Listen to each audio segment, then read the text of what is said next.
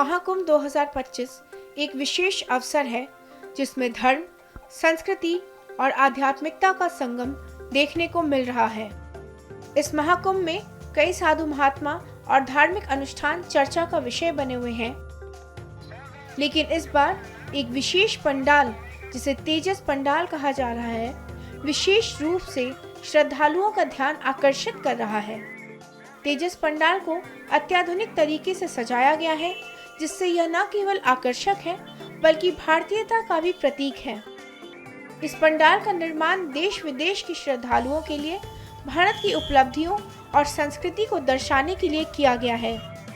तेजस पंडाल न केवल श्रद्धालुओं के लिए एक आकर्षण का केंद्र है, बल्कि यह भारत की संस्कृति और विकास की कहानी भी बयां करता है।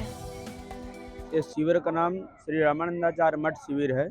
इसे ये जो स्तंभ की स्वरूप में बनाया गया, इसे तेजस विमान कहते हैं। यह अपने भारत का गौरव कहा जाता है। आने वाली जो युवा पीढ़ी है उसको प्रोत्साहन देने के लिए बनाया गया है।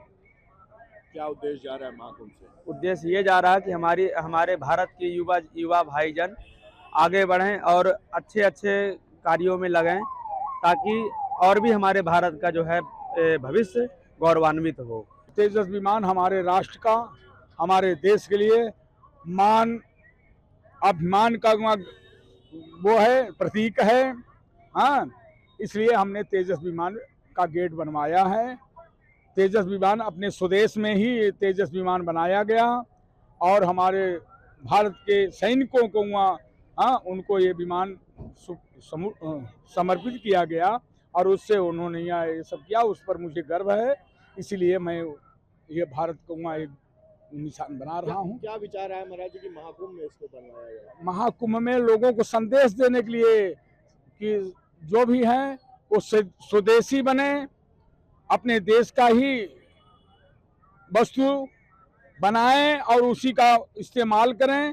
हाँ, भारत के दूसरे देशों के उस पर निर्भर न रहे। हमारा भारत जो है अब इतना शक्तिशाली बन चुका है कि अब कोई देश हमारे भारत पर आक्रमण या किसी प्रकार का वो नहीं कर सकता है। हमारा देश भी एक बहुत शक्तिशाली देश है। ये संदेश देने के लिए कि हमारा भारत भी बहुत शक्तिशाली देश है। ये क्योंकि यहाँ देश विदेश के भी लोग आएंगे, बहुत से देशों के आएंगे।